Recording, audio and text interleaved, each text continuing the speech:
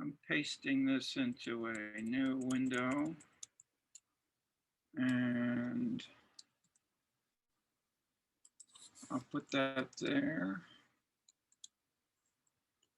Should go to Theaster Gates again.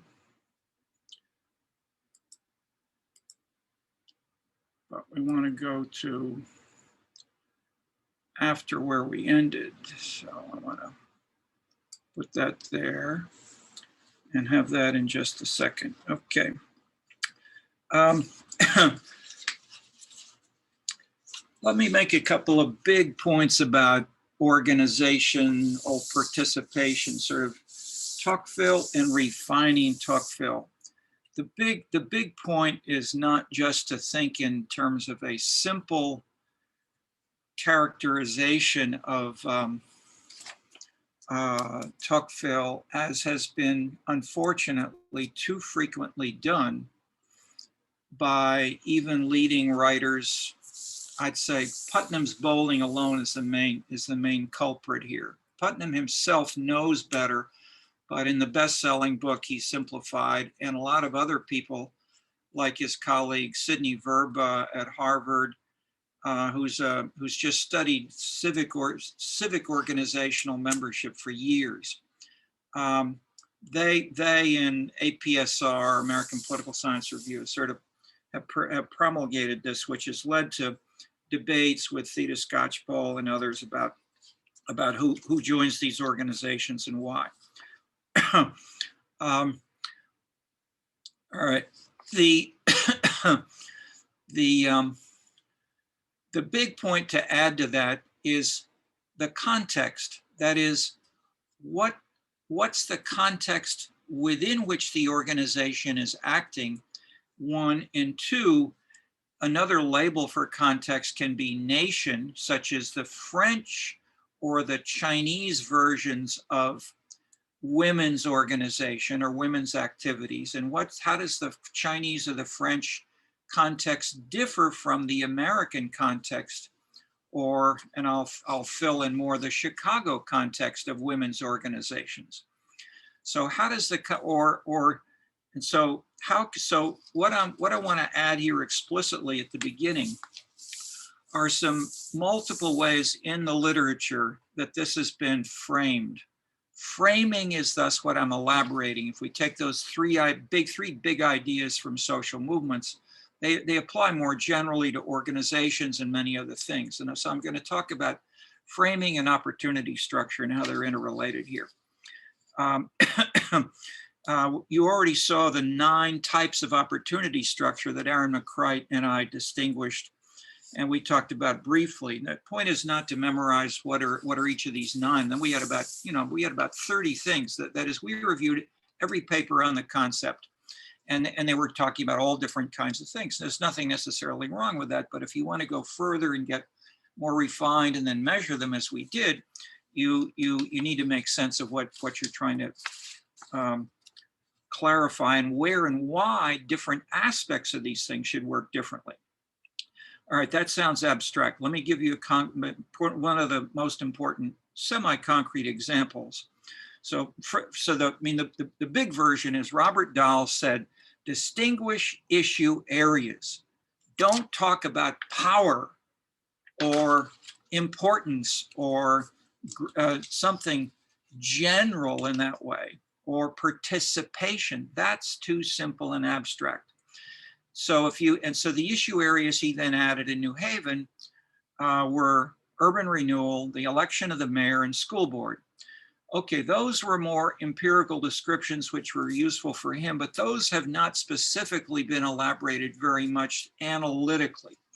The bigger ones which have been elaborated, and why do I say analytically? Because they have big implications in how they work. Different kinds of participation works differently. If you deal with 3 types that have been used by, first of all, I think in the literature, the main literature was Richard Musgrave at Harvard, an economist, public finance economist. Then the political scientist Ted Lowy when he was doing his PhD on New York politics, and then later Paul Peterson picked this up again, and Paul Peterson is the one who's cited most by the political scientists today. But they all use the same three. First is that issues, and these can be national government, international governments, or local governments and neighborhood activities. They are three: development, allocation, and redistribution. Okay, development says how can we get more jobs, build more activities that will increase. So some people talk about, say, increase the general land value of everything in this city, and that's a developmental kind of criterion. Second, and so just let me follow up with a corollary of that, which Peterson stressed especially, that development should lead to business being more active, because business leaders have this as their main focus, and they, especially banks and developers who make loans and try to get loans to build more, which has a pretty direct effect on land price. Okay. Second is allocation. Allocation means services of the government like police and fire can go to one neighborhood or a different neighborhood.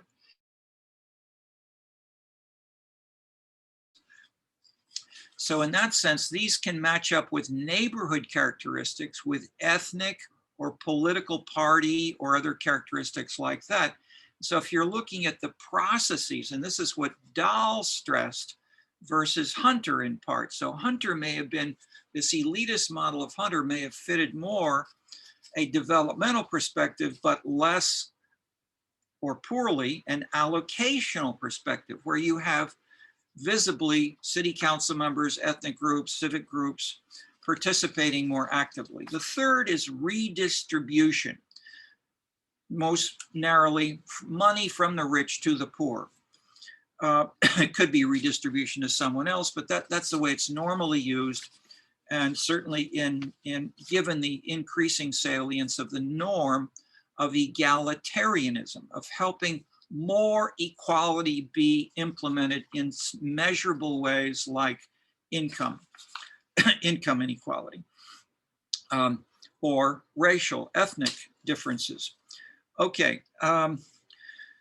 If those are three big criteria, and I'm spelled out briefly some of their implications of why these are analytically important, let's pursue this a little further with just a couple of other big examples. The most important one is Paul Samuelson paper on a pure theory of public goods. The whole idea of public goods I already talked about a little bit.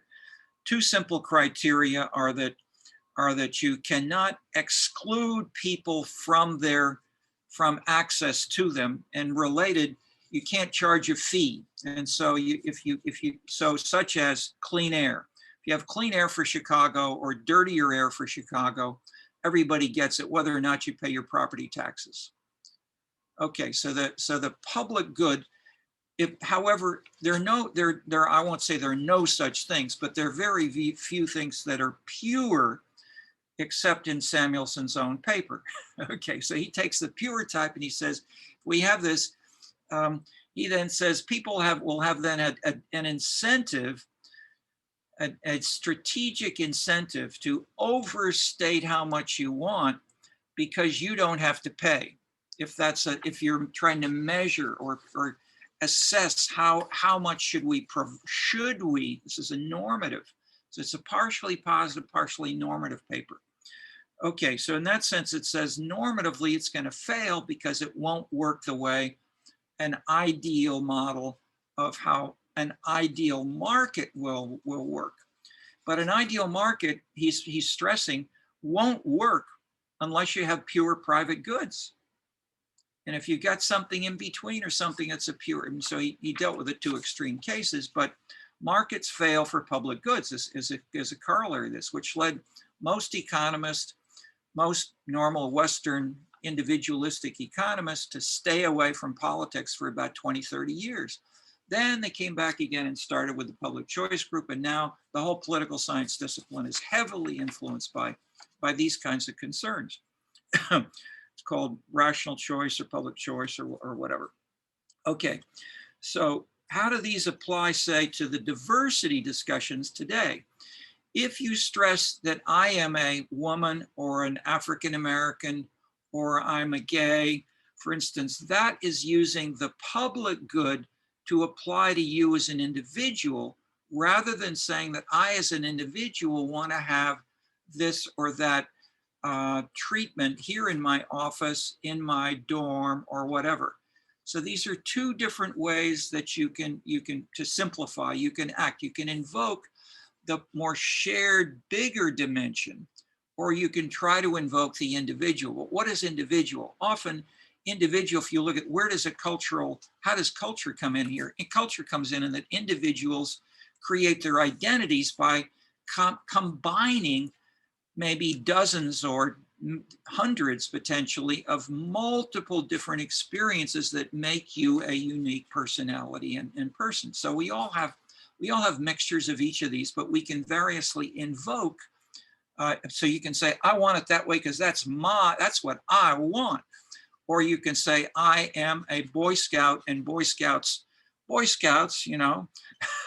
we know what the Boy Scout way to do this is. And Scouts honor, I'll tell you. Okay, so in that sense, the Boy Scouts are a way of redefining a public good and linking it with a potential group label, whether it's ethnic, primordial, voluntarily joined like the Boy Scouts, or something else.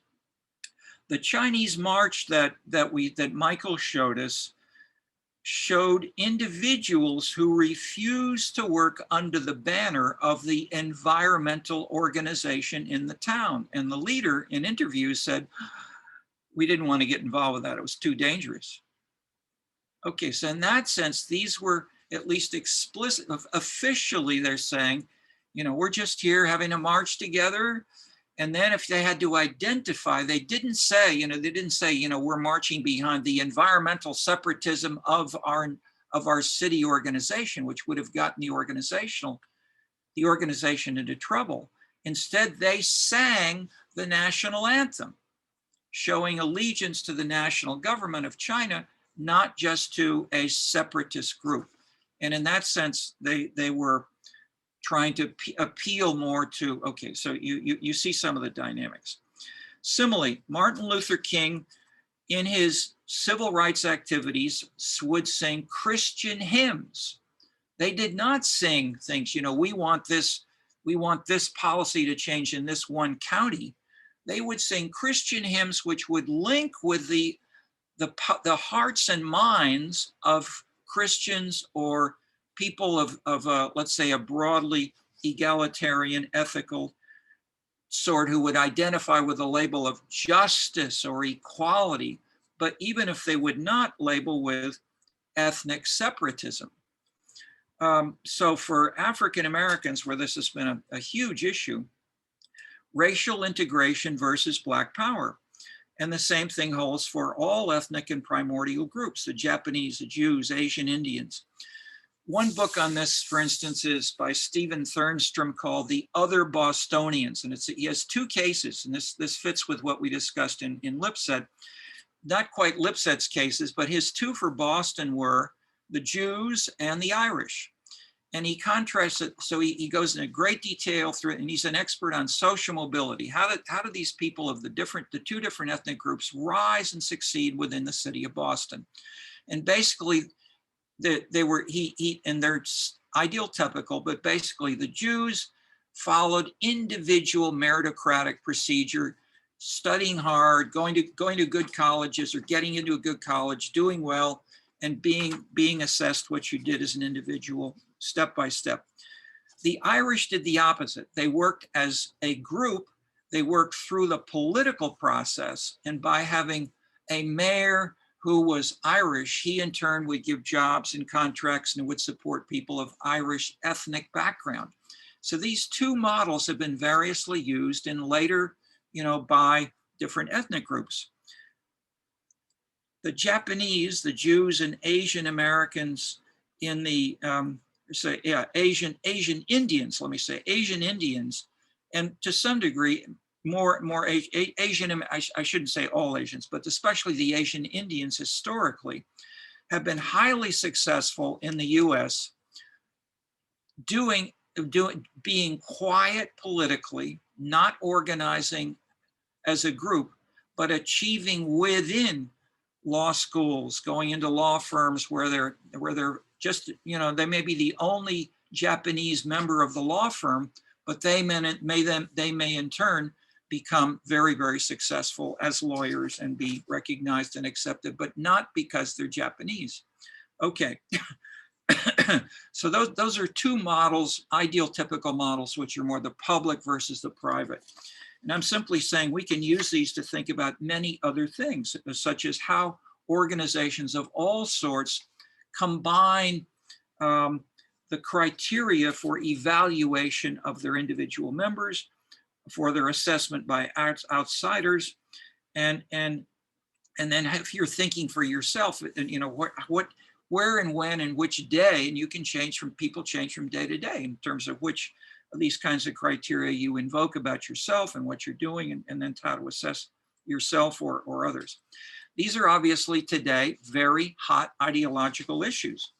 And so I'm not saying we should take a position, but I'm simply saying let's try to bring in some of the different ways that these have been used historically, and use them to illuminate the general points which they raise for us. Okay. And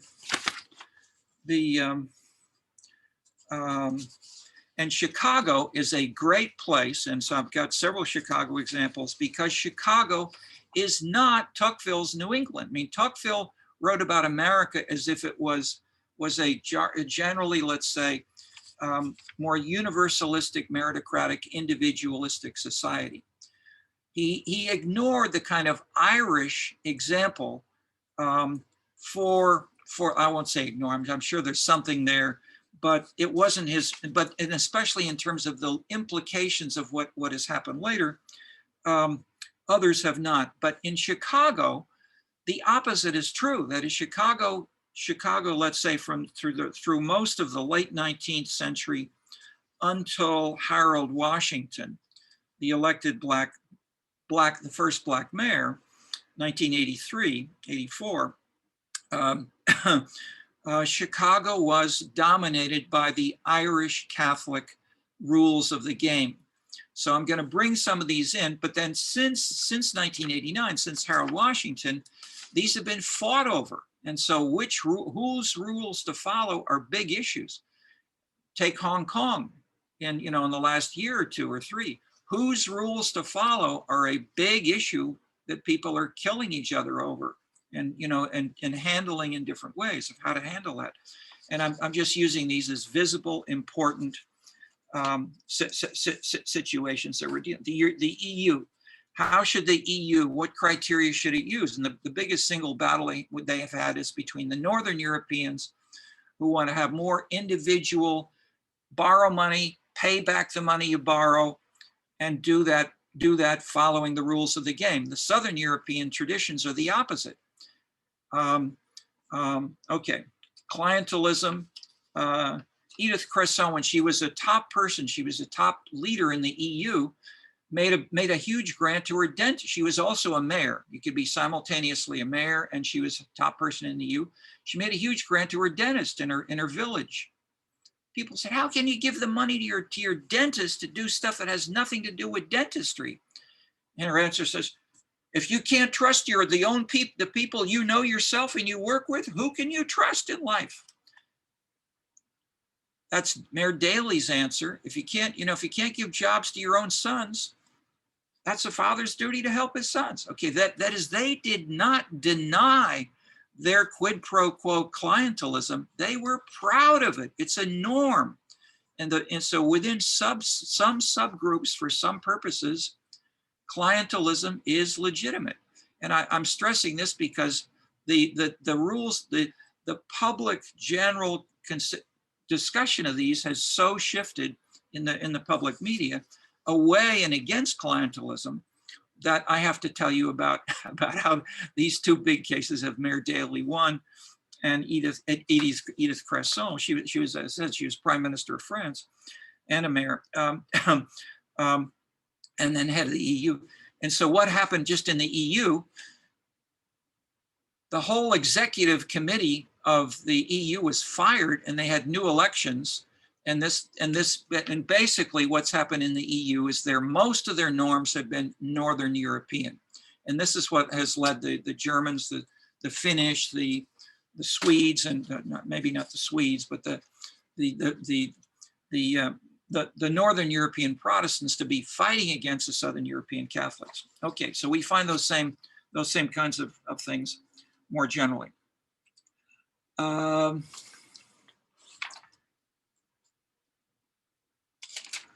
Okay, let's begin to add a little more subtlety and see some ways that you can play these games and have more fun in doing so.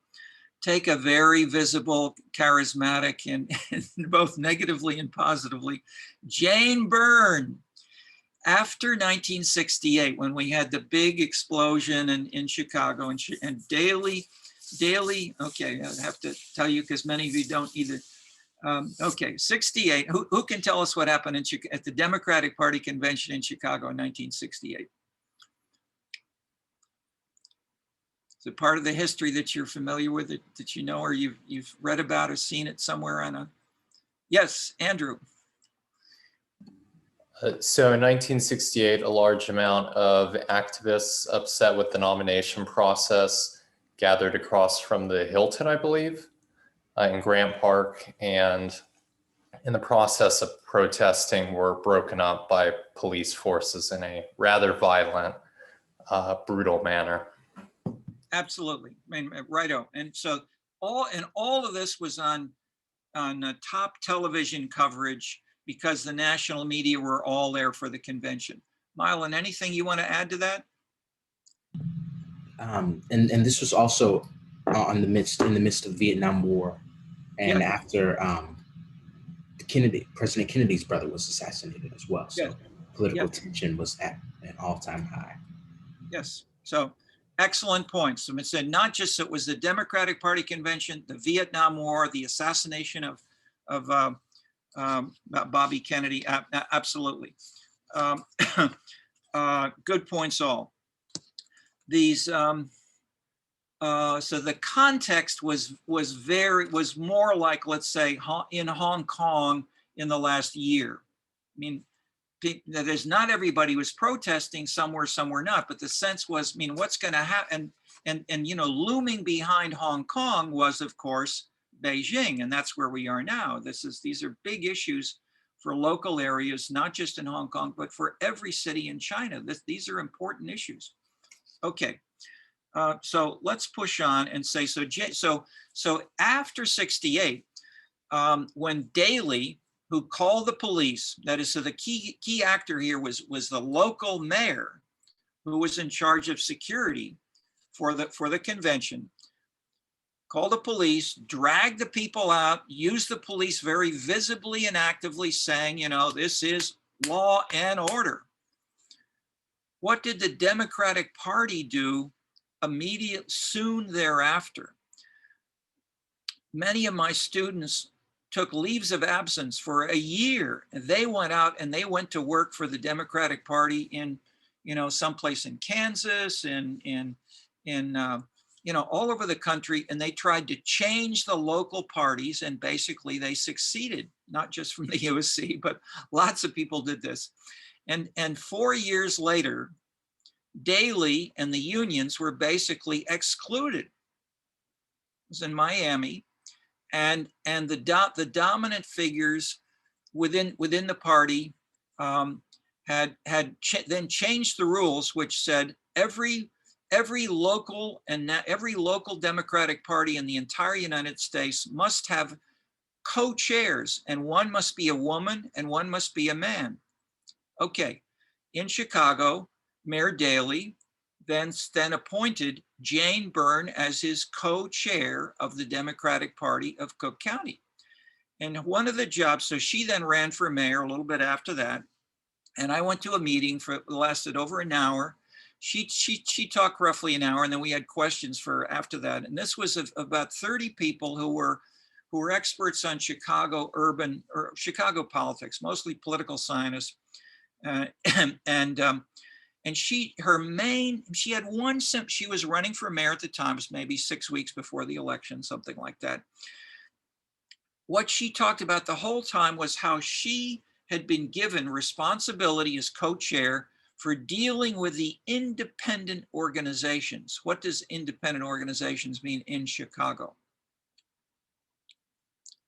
Those that are not baptized and seen as loyal by the regular Cook County Democratic Party. And that's what we have mostly in Hyde Park or Lincoln Park. That is, that in the old days, most of the 20th century, Hyde Park and Lincoln Park were seen as the independent wards and areas of the city where you had independent organizations. The rest of the city was heavily, not always, but heavily, that is, and so what her job was to do was to, and what she did was to collaborate with some of the independent organizations because the party wasn't doing its job. So we have here two different, obviously competing conceptions of organizational membership. And if you participate in an independent organization in Chicago in those days, you're against the party hierarchy. So you have competing criteria within the same name of the same organization, Democratic Party. One is independent and one is part of the regular organization. Okay, so just keep that as background in mind. I asked a Chicago commissioner who came to class in the 1970s if they did any citizen surveys, for instance, to get down from the top down to bottom up. Do you any surveys of Chicago citizens? Oh, yes, all the time. I said, really? I've been looking for them. I couldn't find them. Oh, sure. We survey the precinct captains. Okay. She didn't see that as hypocritical. She said, that's the way life works in Chicago. Okay. So I'm giving you a flavor. One more. I invited leaders of Chicago organizations to come and talk to class, the Sierra Club, National Organization for Women, and one other. The Chicago leader of NOW talked, what do we do with our organization? We answer phone calls faster and more completely than any other feminist organization in Chicago. That was her main point. For 10 minutes, she just went on and on and on about this. And so I said, how about the bigger ideological issues like equal rights for women in different areas like jobs or other arenas and so forth? Her answer, yeah, what do you think she said?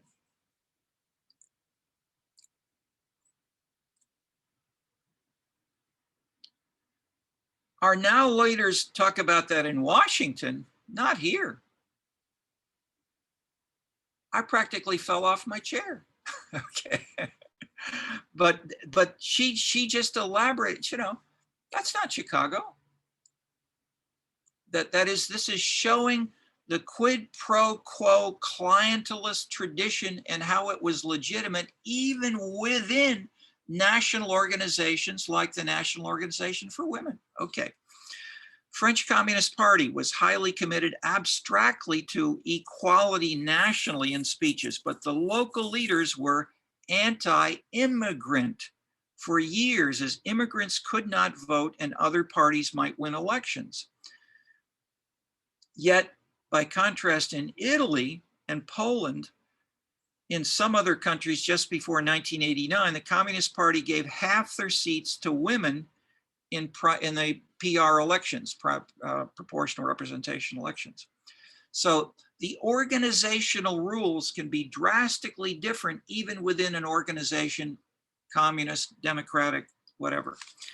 Barbara Furman has a book on Chicago versus Pittsburgh that sort of generalizes more abstractly, but basically says in Chicago, or sorry, let's start with Pittsburgh. If you have something like, we'd like to build a neighborhood park in this area, you go to the city council member and say, can we build a park here? And it'd be nice. It then gets reviewed by the Parks Committee and by the budget. Do we have enough money for parks, and could it go to this neighborhood, and so forth. In Chicago, if you have the same thing, it's immediately translated, she argued, and I'm quoting, but I'd say she exaggerated, but the gist of it was, and still is there in part. Things get translated into power, Democratic Party, race, and hierarchy. And these things tend to redefine many other things like police brutality, parks, or whatever. And so in this sense, and so she has a follow-up of Barbara Furman, that this has changed, and it's changed as Chicago has become so-called reformed. But I use this nevertheless because in the older days of the, say, Daily One, especially in the Milton Rakoff book, probably the best single book on this, Don't Make No Waves. Don't make, the title comes from the alderman who was asked, how come you're here for so many years? Don't make no waves, don't back no losers. Yeah, that's the title of the book. And those are the classic old rules of the game of Chicago politics. Okay. Take another big issue very much with us now, and apply to some of this. An ethnographic, terrific, detailed case study that really gave Doug McAdam. That is, we read the three co-edited stuff by Doug McAdam and the two others in Social Movements. McAdam was famous because he did an ethnography called, anybody know about it? Probably not, but Freedom Summer. Anybody know what's in the book and why it's important for this? Freedom Summer was summer, I think it was around, it was the late 60s, maybe 60, 65 roughly, probably 66. And it was an ethnography about who came to this summer, sort of summer camp. And it included, it was called mainly by SNCC, SNCC, Student Nonviolent Coordinating Committee, which was a smaller civil rights organization. It was a national organization, but it was challenging Martin Luther King. And the leader was Stokely Carmichael.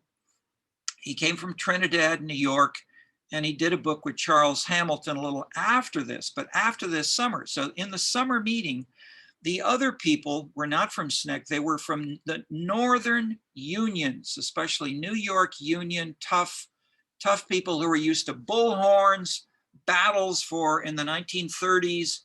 There was some violence. There were protests, there were active protest tactics and tougher conflictual rhetoric. Unlike Martin Luther King, who would appeal to the public good of justice, to civility, to integration and all races and all people getting together, the separatism was stressed by the unions, and that was picked up on by Carmichael. And so Carmichael and Hamilton, Charles Hamilton, political scientist here in Chicago, published a book called Black Power. And the raised fist symbolism really came from them, and it exploded. And it was, he gave a couple of speeches on this. Martin Luther King tried to stop him. He said, no, we're going for it. And he had a huge impact. He was rejected by the SNCC leadership even in 1967. He became the honorary prime minister of the Black Panthers, but soon left that group over disagreements with them.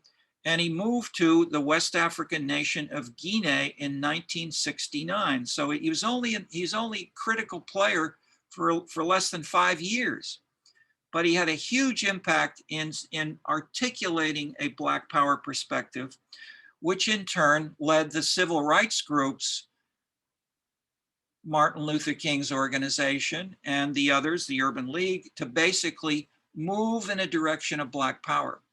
I'll follow up with this, but just some of my own linkages. When he went to Guinea, he changed his name to Kwame Ture, which took the first name from the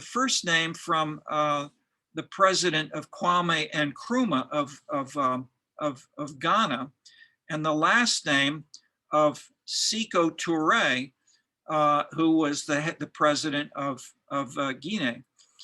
I knew about these, and I was fascinated with them, and I worked myself as a translator interpreter with Sekou Touré for a long summer. It was one of the most formative political experiences of my life, but it was amazing stuff. And they were militant. They were the most militant Marxist country in Africa, and they wanted to spread this across Africa. And so Stokely Carmichael lived there for 30 years and left American politics, basically.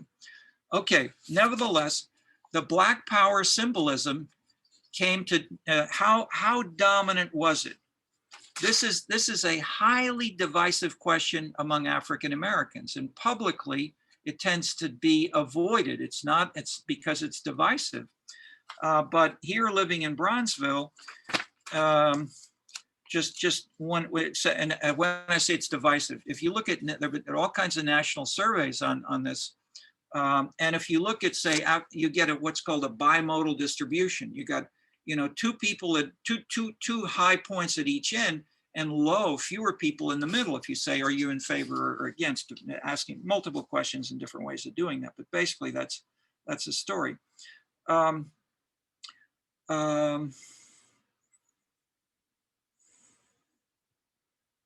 Let me,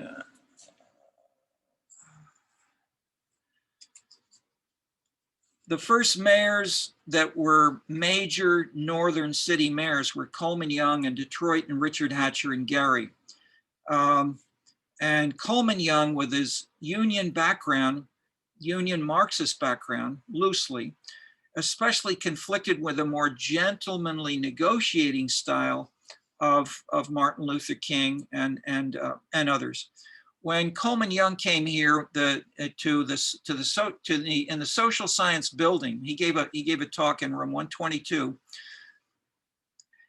to the faculty and students, and he pointed. His first words at the beginning were pointing at you. You know what you just did? You elected Prune Face. How could you have done that? Okay, that's Coleman Young's style. Obviously, how many of the faculty and students in the social science building probably voted for Prune Face? Okay, and he knew that. All right, but he still did it. Okay, so the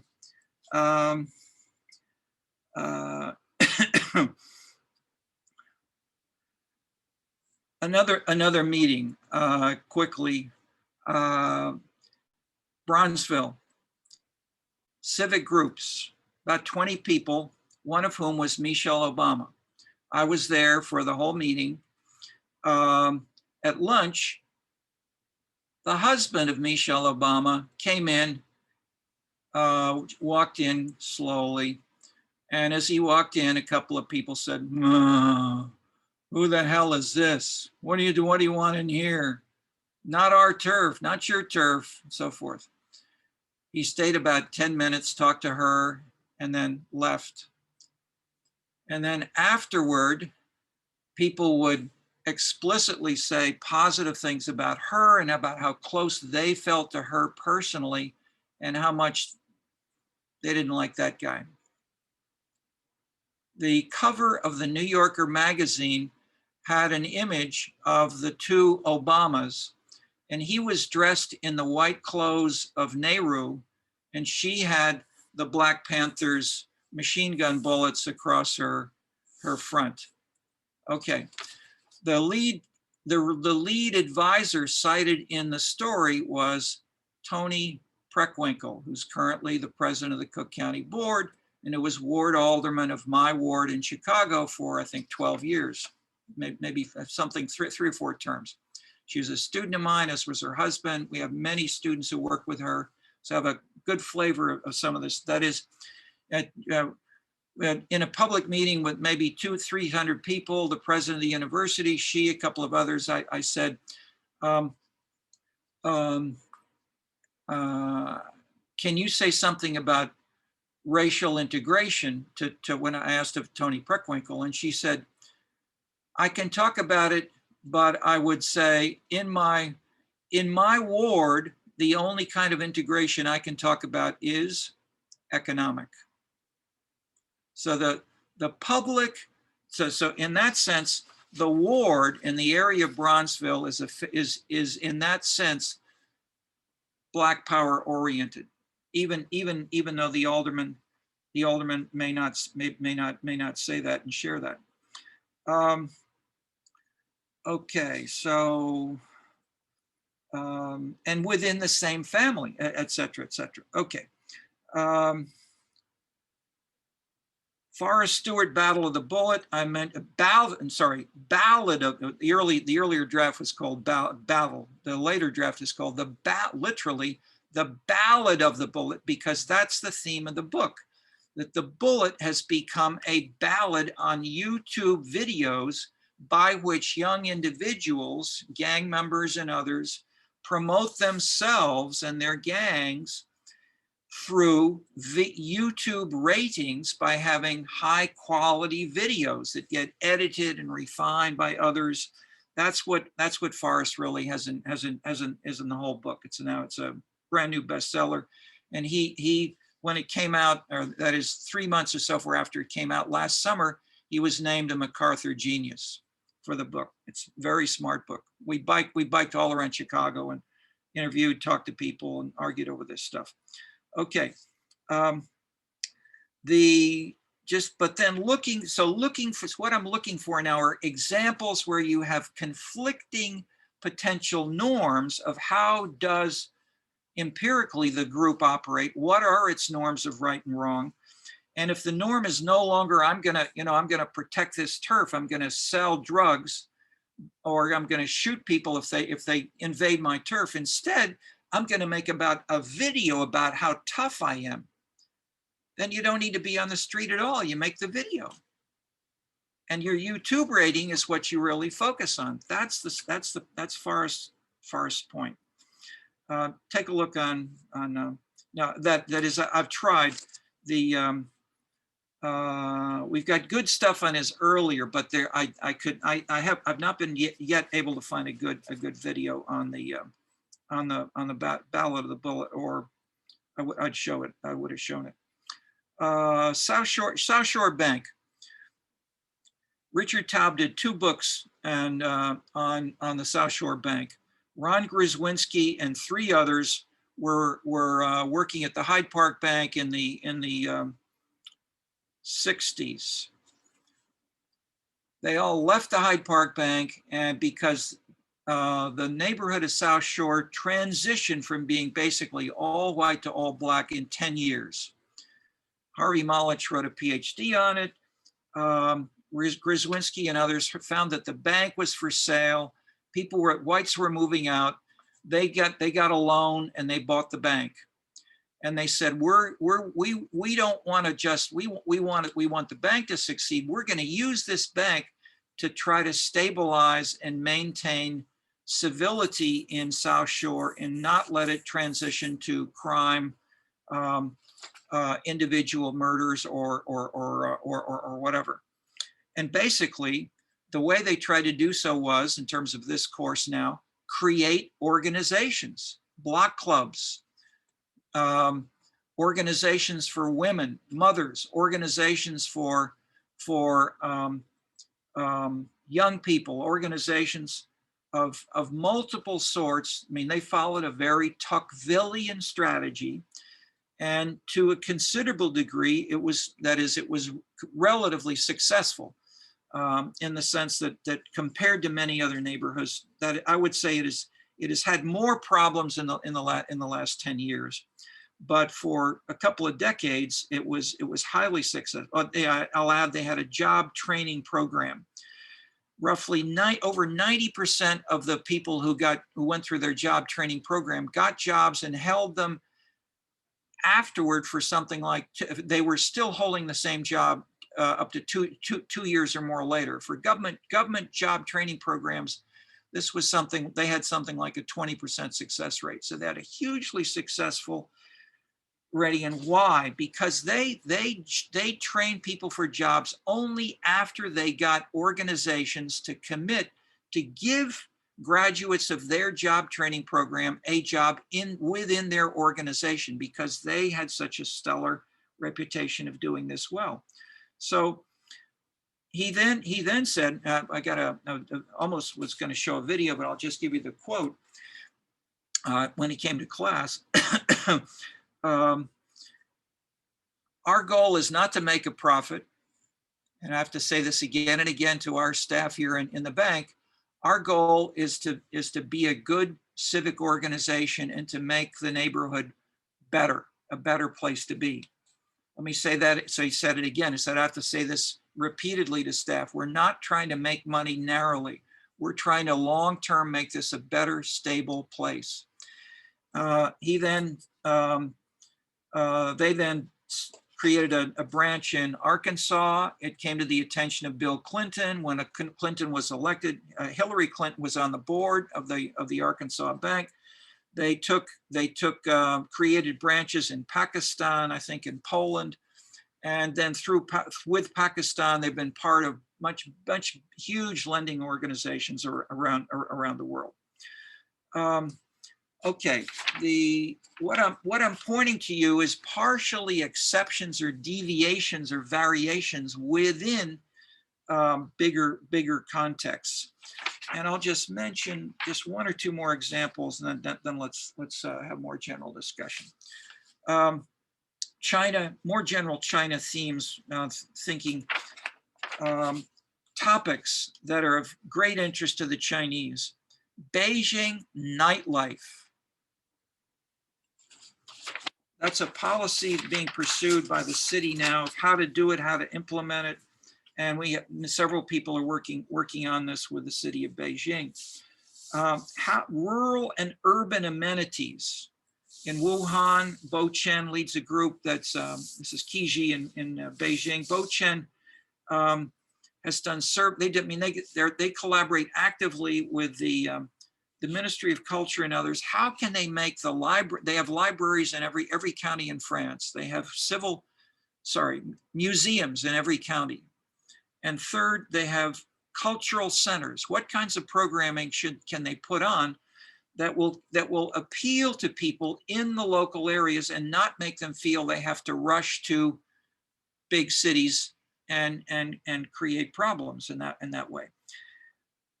What are the most favorite activities of the rural Chinese? Surveys. Do surveys of this. Most people writing about this say, oh, they play mahjong, they do bowling in the public square, they play cards. Yeah, I'll ask any of our Chinese participants, including our TAs, if they want to chime in and make a suggestion here. If you take rural Chinese, what are their favorite activities and culture? Culture used in this broad sense of what games might you want to pursue? Anybody want to throw in a guess? That is, are these the kinds of things? Are these? And I'm asking. It's a loaded question, obviously, because I'm telling you the literature says things like what I've just quoted: local bowling by older men, etc. Okay, the answer is cell phone, internet, chats, and social media. And something like 70% of Chinese have access to cell phones and social media like this. And for those who do not, the libraries, they're experimenting with this with some of the libraries where they're putting on public, basically free computers, so you can go in if you don't have any phone, you want a bigger screen, and you can watch big screen versions of these kinds of things. Okay, I mean, that to find and that this is something like 70% of rural Chinese say this is their favorite activity. I mean, that was dynamite as a finding, research finding. Okay. The ant tribe commuting of low income workers, maybe 2 hours from downtown Beijing or other big city centers, 2-hour one-way commute in a subway to get to work. So the ant tribe is going in and out, and they live in a dormitory-like situation with maybe 50 to 75 people in 1 or 2 rooms. And there's a bestseller within China saying this is a scandal. We ought to do something about it. I'm framing then most recently, which is covered in the Western press, air pollution. Public transit was ignored for decades in China, but is now being pursued very, very vigorously, as is corruption. Corruption doesn't get that much coverage in the West, but inside China, these are very public national issues. And I'm citing these because these are, in Samuelson's terms, relatively public goods. And so the idea of corruption is that it's a very visible conflict between the private good of taking cash as a payoff for shipping polluted dog food to the US, which is what happened. And the inspector who did that was hung. So that the Chinese national government is seriously committed to in a public good versus a private good. At least the public good of fighting corruption is very, very visibly followed. So in that sense, Chicago has these overlaps with the tradition of Chicago racial, ethnic, private good policymaking and the norms of clientelism. But we've had reform mayors from Harold Washington onward. And then the Daily too, in more than one speech, said, I'm following Harold Washington's policies of reform more than my own father. And people laughed when he said that. There've been editorials published in Chicago, Sun Times. Let's listen to what this stupid mayor, this hypocritical mayor implicitly saying, Chicago. But dig deeper, and he said and did both. So he had his own Hispanic Democrat, HDO, the Hispanic Democratic Organization, was clientelist, but the public daily was anti-clientelist. We will prosecute. It was the opposite of what his father said. So the normative definition of what's right was reversed between Daily 1 and Daily 2. Okay. Let me stop here as I've tried to deliberately touch on some of the controversial issues of today. I can show you that bit of the more on Theaster where he links with this, and then generalizing just things which we can look at. But if we got good questions, I won't. But just things that I'm saying are available on the web. Just look at Theaster's. He plays ironically with all these things. And then Yasmin Arakan is a great, she did we had 4 students who worked with Theaster. One went to meetings and all kinds of the sessions like the yoga to find out, what they did in the yoga classes. So the black video, the black film discussions and so forth. And that was great. Ethnographic personal participation. The second person worked with Theaster because he didn't have a program. People kept saying for the foundations, we give you some money, but we want to evaluate at the end. So they came to us and said, what can we tell the foundation? So I said, don't say, we've transformed the economy of the South Side. This is a small trial thing. Tell them what you're doing that's original and distinctive. And so basically what he did was to create he and his staff it was a video, it was a website, it was a booklet and so forth, 9 principles of equitable redevelopment. So to address some of the labels of gentrification, and then to say, we're doing this in terms but then he introduced each of the 9 principles with music, dance, and some kind of artistic presentation. And we combine this with a global meeting of our scenes project, and people from Asia were absolutely and Europe were just blown over by it. It was amazing. It isn't on the web. It's not there anymore. It was a little bit too it was okay. So it's powerful stuff, but it's not available.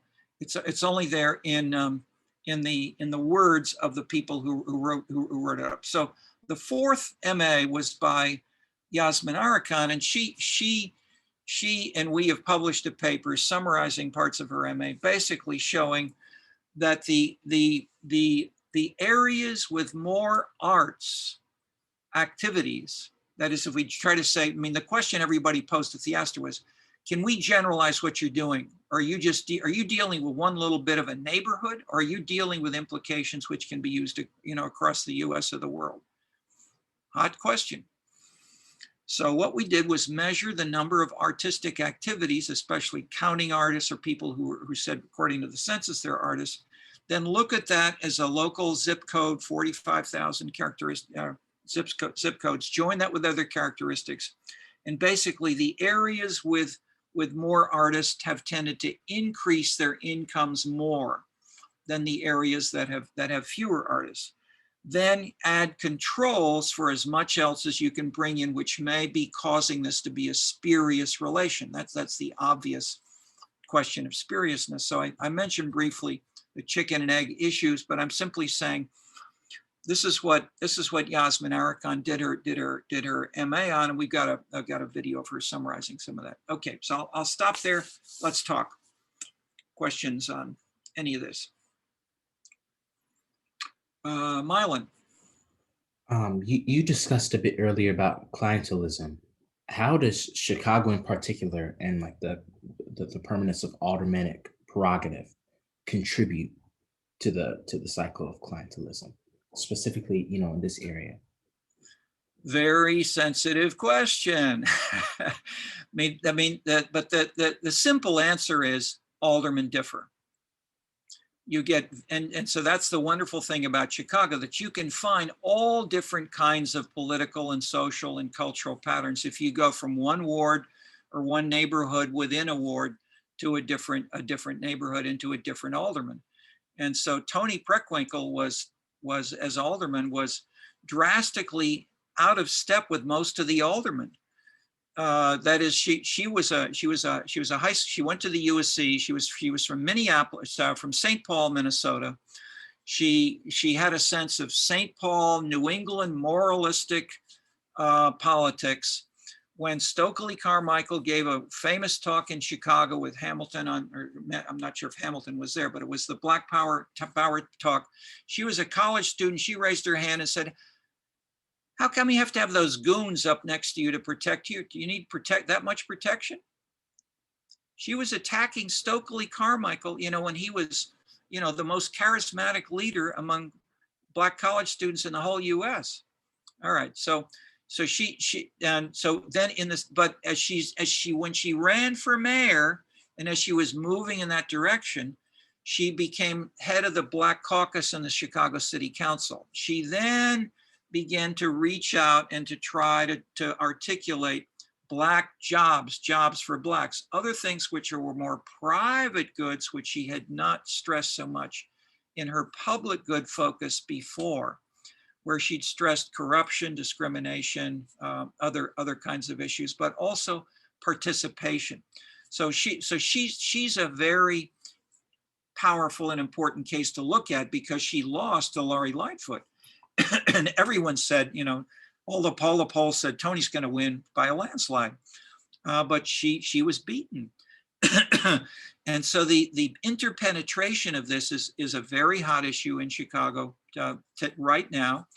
and it divides there's a paper. Okay, I won't go into it. That is, I can go on just on this for as you know, I'm doing an oral history of Chicago, and so the rise and the conflicts among these kinds of issues are at the center. But the quick bottom line is, you can find aldermen in Chicago today who will say, you know, the way they did it under Daley One, you know, given jobs, that's the way we ought to be doing it. That's the best way to do politics. So I mean, we have people, you know, on a tape recorder saying that. So yeah, no problem. Of course, that's what we do. Others who are the opposite. Others who are Bilandic. But Bilandic was the only person who was from his own ethnic group. He didn't, you know, he wasn't Irish, he wasn't Black, he wasn't Polish. And so when Harold Washington died, the city council met, as has been described by Cliff Kelly. Cliff Kelly was again a wild, outspoken. He had a great talk show on WVON, on the WVON AM, not FM, AM, for maybe 15, 20 years. And he would so, okay, so he's a irony, teasing, making fun of all of this. He said, well, you know, all the natural groups went off by themselves. And I had him come to class many times, and et cetera, because through him, we could get students who that is, in the old days, before the Harold Washington so-called Freedom of Information Act reform. Can we know what's being considered by the Chicago City Council? Oh no, that's private. Students could not know what bills are being considered by the Chicago City Council until after Harold Washington implemented the Freedom of Information Act, et cetera.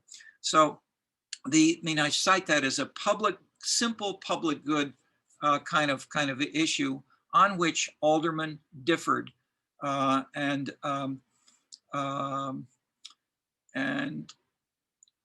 okay, I'll stop there. You want to follow up with something either specifically on that, or either from you or anybody else, Mylan?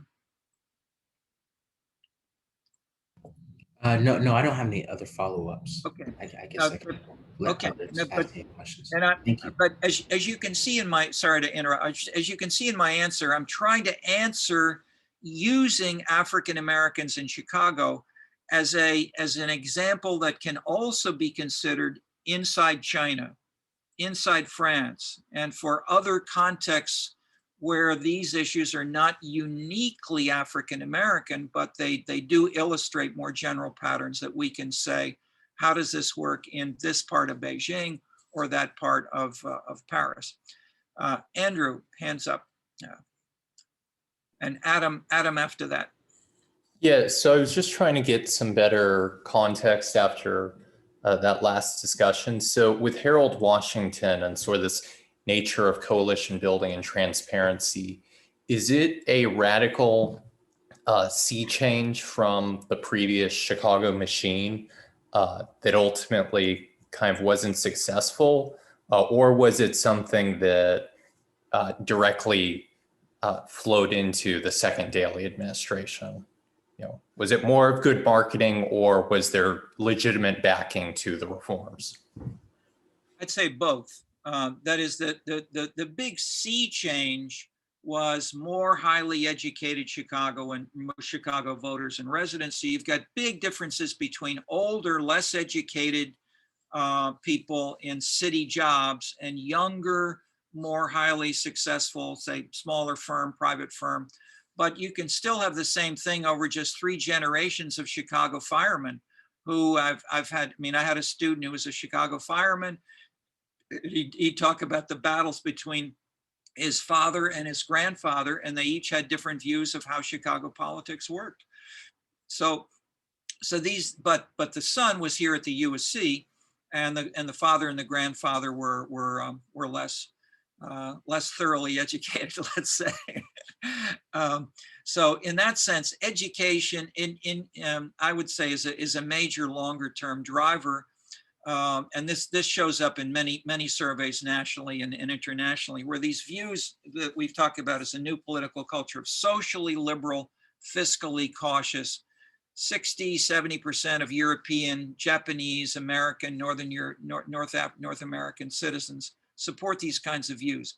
The parties, the political party leaders drastically differ from country to country, and that's the same thing within Chicago as well. But that's what makes Chicago a great city to explore these issues in. That is, we can see how they may be working in an India with its caste system, elements which are also present in Chicago, much more so than if we were in Palo Alto or Madison. Adam Rusikow. Yeah, hi. I was just wondering, like, are there Can you turn on a video, or is it now working for you? I can put my video on 1 second. Sorry, okay. I was just wondering, like, are there any specific factors that I guess are like indicators of potential success of clientelism? Like, is it just proportional essentially to like population size of the subgroup, or like does it just vary on a case by case basis? I'm laughing because that's a leading question about one of my most famous papers is called "The Irish Ethic and the Spirit of Patronage." And I didn't know about this stuff when I came to Chicago, but I started analyzing data on the number of municipal employees and the city budgets across the entire US.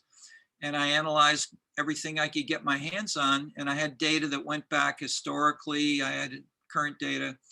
And the number one factor was not Democratic Party. It was not unions.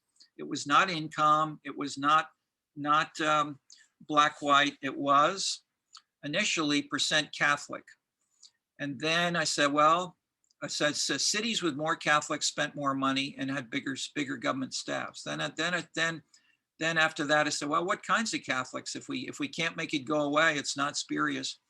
Are they Polish Catholics? Are they Italian Catholics? No, they're Irish Catholics.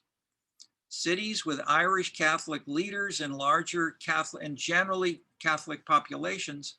So then the question was, and I spent 7 years before I published this, why? And so the 5 answers we have are basically sort of a particularism, working with people rather than with following abstract ideals, ethnic solidarity, active Catholicism, using the church, working with the church, certain dimensions, and then familiarity with the English language. That is, the Irish a generation or two earlier than the Poles or the Italians or others. I mean, they'd been doing this in Ireland, fighting with the English for years. So when they came here, basically did similar kinds of. So anyway,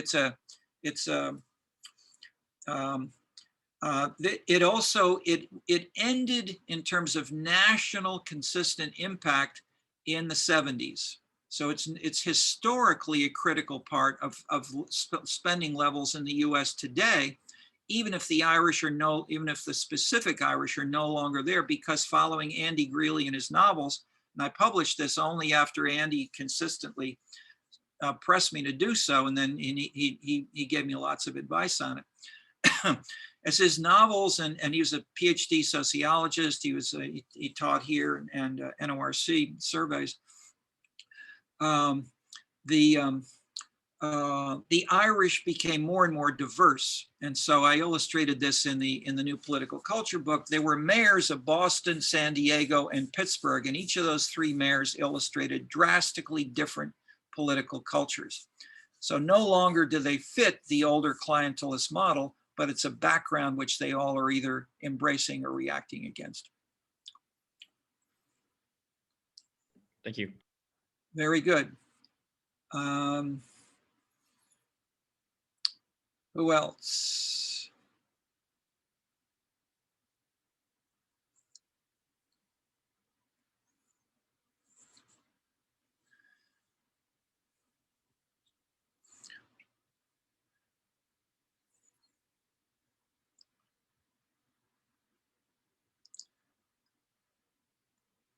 We got lots of people connected, but we've got 3 or 4 people who are regularly asking questions.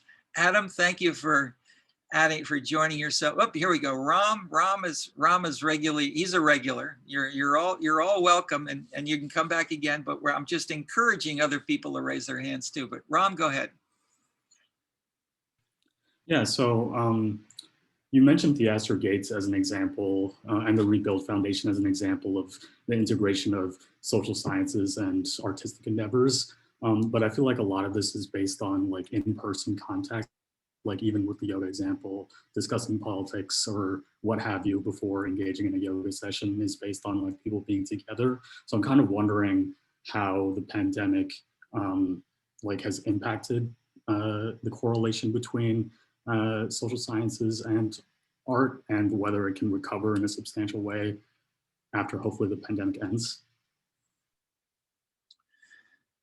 My partner, Lorna Ferguson, with whom I wrote City Money, has PhD from Chicago. She's a board member on three arts organizations, and she is spending, I'd say, roughly 20 hours a week on board meetings discussing all kinds of issues that are challenging arts boards, and including new issues that have come up, especially in the last year, over diversity. So where and how arts organizations, I mean, the universities and colleges are responding actively with new diversity efforts. The arts organizations are going much further still. And so seeing these issues and participating with them and about them. On the other hand, will they lose their legitimacy? There's surveys that have been done among the neighborhood around Hyde Park to see what do the residents of Bronzeville and South Shore and so forth, what do they think about the university? And one way the simple answer is they hate it generally. But the question is, are there parts of the university that you appreciate? What do you appreciate most or least? And what do you think they appreciate most and least, or that is most about the university? Anybody can guess. The hospital? Rockefeller Chapel, where you have a lot of graduations of high schools nearby? No. What do you think they say? The Smart Art Gallery and the Court Theater. The little theater and the little art gallery, and they're much bigger ones around Chicago, but these are really appreciated. And then talking, I mean, I've had people, Black Power activists come to my class and talk about this, and they'll say the only thing the university did that was good was that book called Black Metropolis, famous sociological study with Floyd Warner and two. I mean, he got the funding and the focus and the style nationally, but it's a great book on ethnographic overview of life of African Americans in Bronzeville. So yes, that is, having people come to a theater performance is disastrous right now, for sure. And many of these organizations are dying, huge problems. But they're the more creative ones, and that's what Lauren is talking about, is things like how can they put more things on videos? How can they have? So one thing that they've done is to add not just the performance, but to have, say, 6 sessions, and they've been amazingly successful sessions, where they have discussions with presenters about the play, say with the playwright, with the director, with the actors, with people who know about such as one guy was an African-American playwright. That kind of context of how this links with different conceptions of African-American lifestyle was one of these. Another one was on, in terms of linking this to divert. Well, I won't go on, but basically, there are ways that the arts have many of the Chicago arts organizations that I hear about quite directly are doing a whole lots of things, even if for sure long term I mean, it's disaster. I mean, I won't say, I won't forecast. I'm simply saying there's a lot of activity going on, and a lot of it is a lot of it is successful.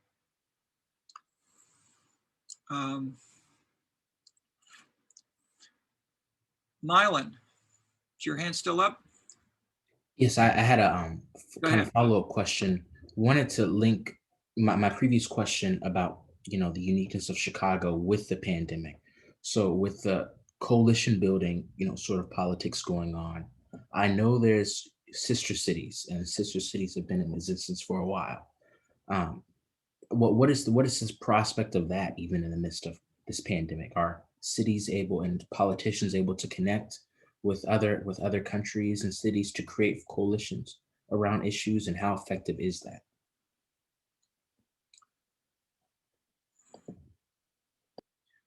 Yeah, I cannot give you a personal report on the specifics of sister cities per se. At some points, for some examples, I could have in the past, but I won't try to answer on that. However, if we look at more generally international connections and where and how much are international examples being used to try to deal with local problems and issues, I mentioned the one which I'm seeing most visibly now is China, because I'm meeting regularly with these people in the Scenes Academy, and they each are that is, each of the three lead Chinese are consultants actively with different Chinese cities in Wuhan, Beijing, and then other towns, and they are collaborating together to bring interesting ideas about how things can be done, including all manner of things relating to scenes, which we've talked about a little bit. We'll read, and there's a book called Scenescapes we've talked about. How to use some specific things like changing the cultural programming for the library. That is, should we only have books? So we had an example. I told you that meeting where Theaster Gates put the stuff on. We had done a session the next day with Theaster and the Chinese. And so they said to Theaster, what can we do in China? Because you're so popular and you're so successful, how can we do something like that in China to increase the number of people who come to the museums and libraries in China? Theaster said, pay more attention to what the citizens want. Okay, that is, they don't just put 27 copies of the Little Red Book in the library. So I mean, he didn't quite put it that way, but basically that was the gist of. And so, how that has happened since that, and that was maybe 4 or 5 years ago. Since that time, the libraries are trying out things like letting the citizens come in and choose all manner of videos. I don't know how selective they may be, but that's very different than only having a limited number of books on the wall, which are chosen by people at higher levels. So you're getting Theaster's policies implemented quietly. And that's what they call consumption citizen. That is, they don't have votes for the president, but they do have elected small city mayors. But this is obviously very, very politically sensitive, and how it's covered and discussed is part of the issue for sure. And just as a quick follow-up, is that reciprocated on the American side? Do you see, American mayors, aldermen, council members, or whatnot, reaching out to foreign countries, leaders, to get advice, and are they reporting back to their American people about that? Mayor Daley too was basically creating his own set of policies, breaking with his father, trying to redefine and rebuild Chicago drastically. That's why I've been doing the oral history, because it's such a fascinating case, precisely because the traditions of Chicago were so strong. This was a blue collar, ethnic, tough-shouldered location. This is not Palo Alto or Madison or Berkeley. And so in that sense, these changes are so profound but they're still going on. So Daley, so just to cite, Daley too would go to Davos, meet with international leaders, business, civic, and mayors from around the world. He would regularly go to meetings with especially with his director of cultural affairs, and they would bring back policies, and they'd visit places like Paris. So Paris, he would go to, and so I mentioned, I think that the bus stations in Chicago are still purchased from, made in France, maintained by a French company that is making these glass. They're very attractive. They also sell advertising, so they make money for themselves, but it's done in a way that is, the boulevards of Chicago were modeled on the boulevards of Paris, and they were renovated dramatically under Daley to make the boulevards be more attractive. And more generally, the same thing is happening as in China. Chicago was frankly, Chicago was an ugly city 40, 50 years ago, dirty, etc. And Chicago has become a beautiful city, and so that is recognizing the beauty, but you've got diversity. And so, and definitions of beauty and glamour can and do vary. Nevertheless, introducing the aesthetic as explicitly has happened here. Specifically, just to add China and another example of policy impact, Daley went to and has said explicitly in one speech, I went to China. They build new cities, of a couple of million people in a few years. They build new airports, in months.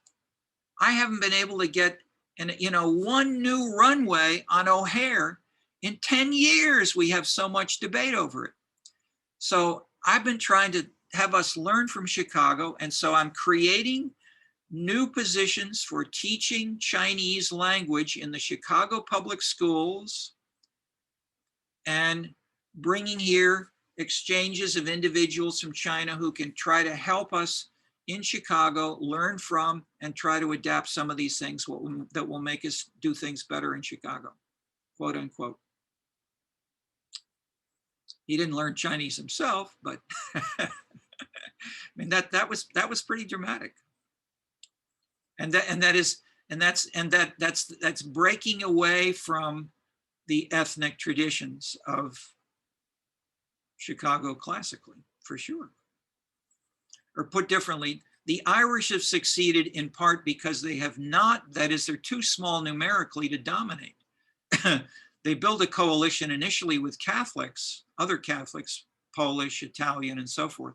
But the leaders tended to be more frequently within the church, within the Democratic Party, within big organizations like AT&T and so forth, tended to be Irish.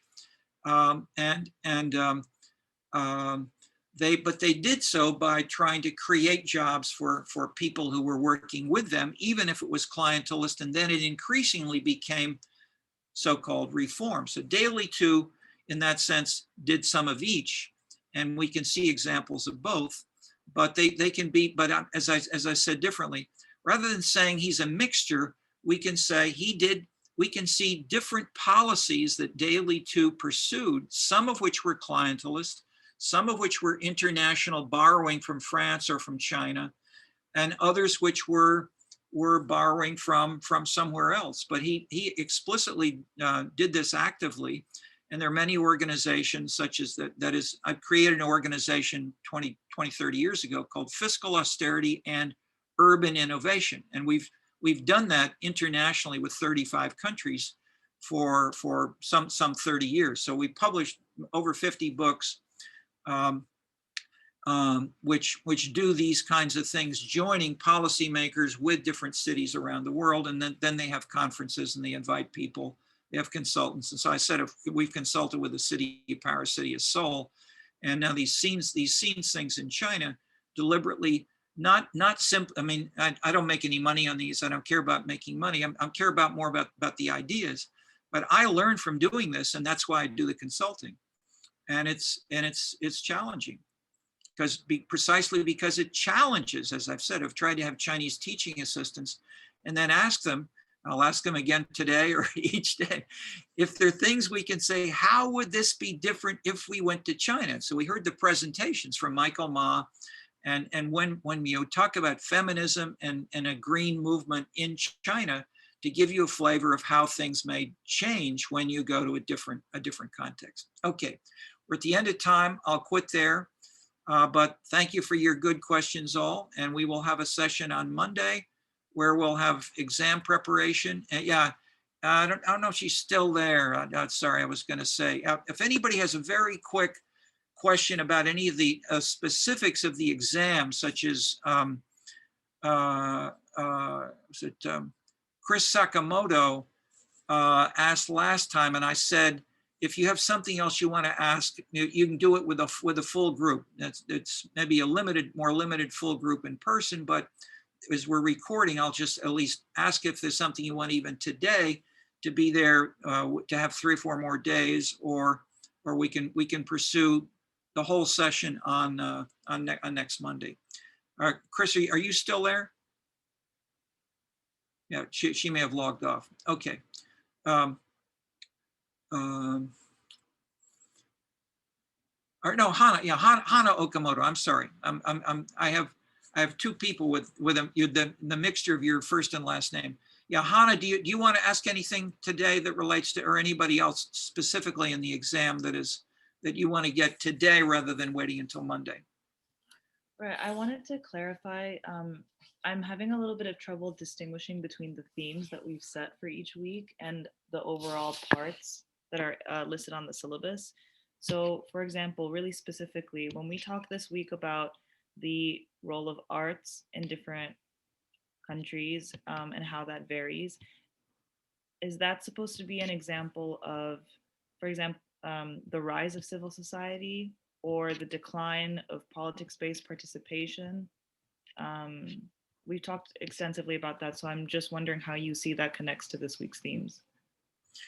Yeah, I'd say that the simplest immediate connection is the bar chart I've shown a couple of times, which is a refutation of Putnam.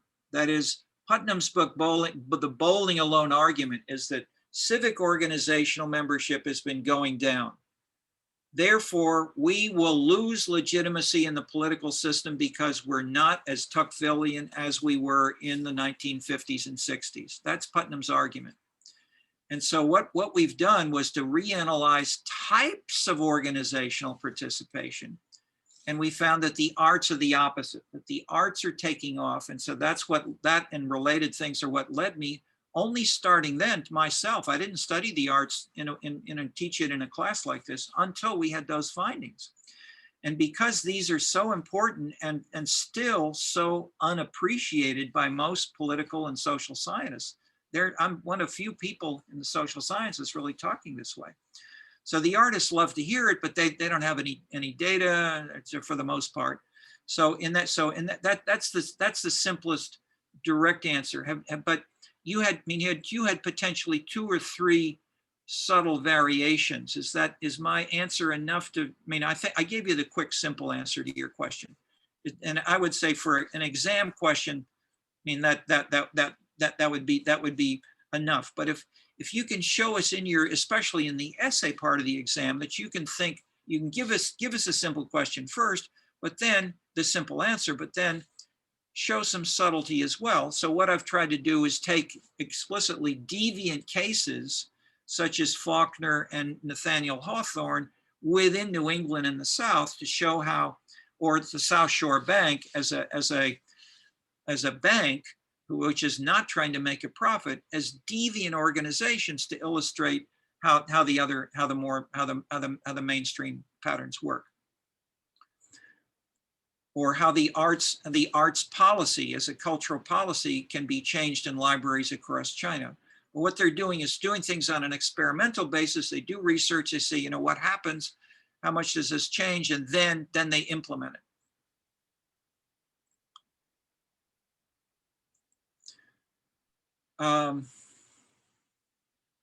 Okay.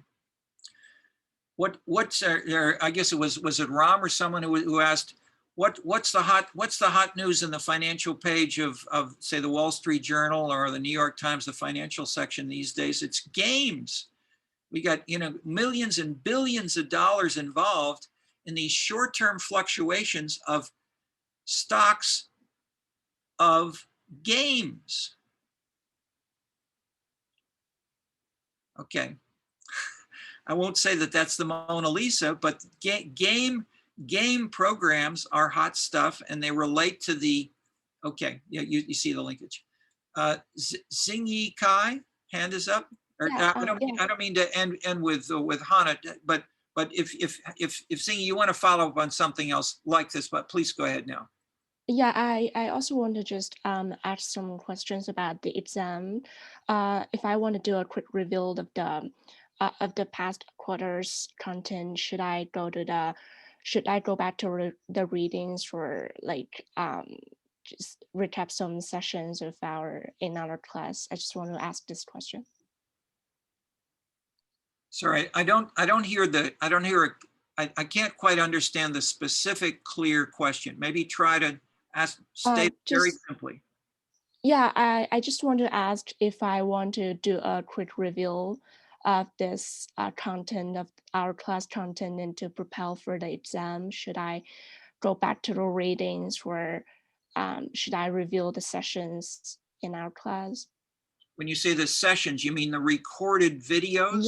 Yeah. No, I would say both. I mean, that is, I mean, I would say I'd say first of all, to prepare for the exam, read the syllabus. We spent a long time preparing that syllabus.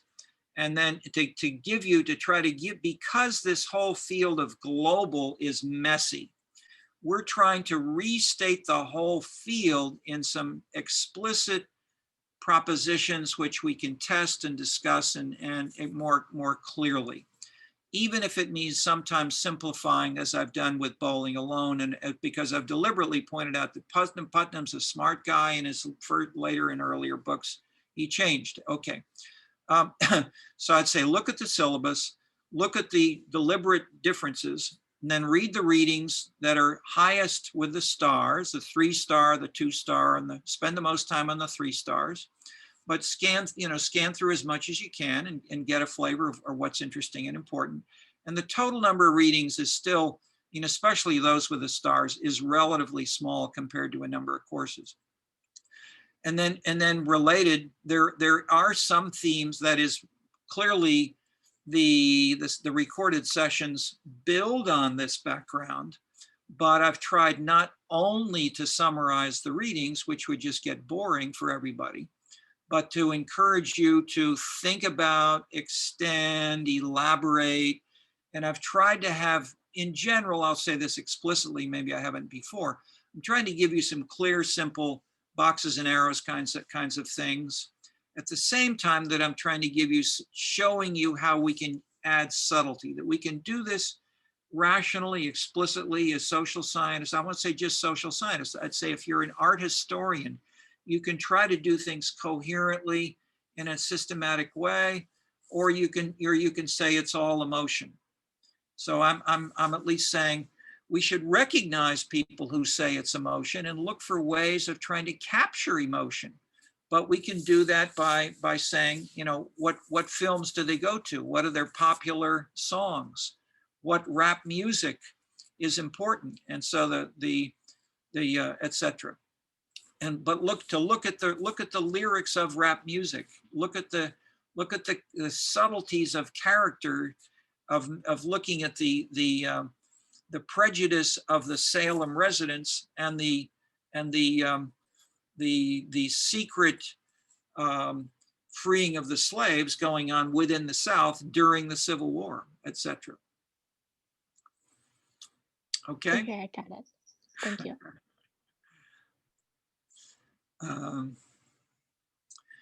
And I'm pointing out that even though I may be alone in stressing, I'm not totally alone, but I'm in a small minority in talking about the arts this way.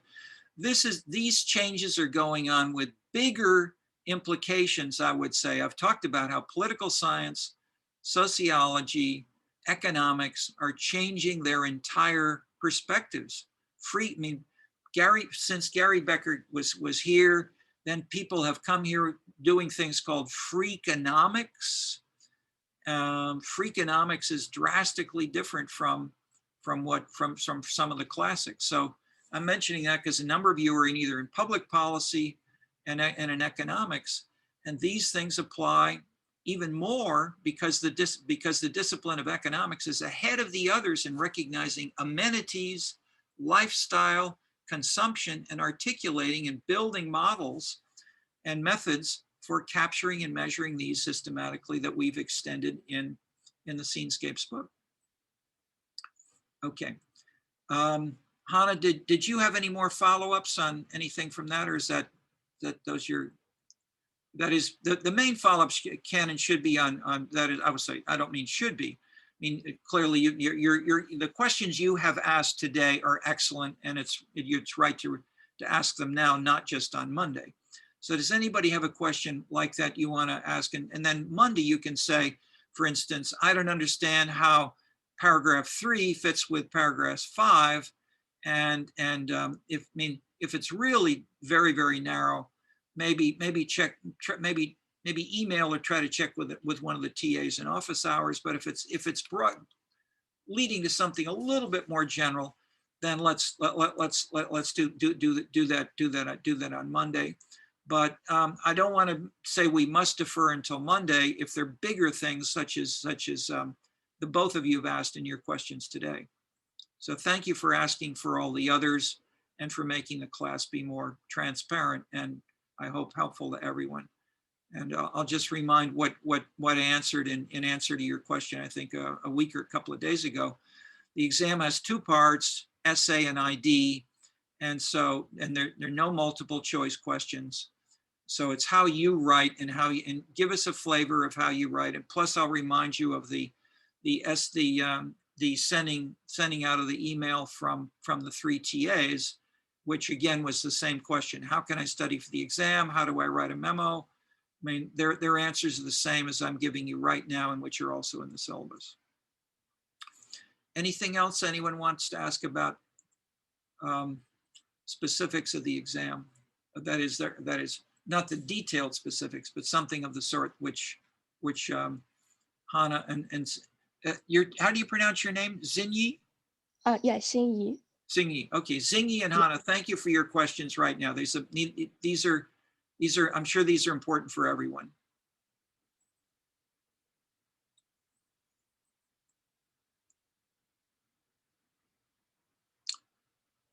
Okay, we will continue with office hours with people who want to.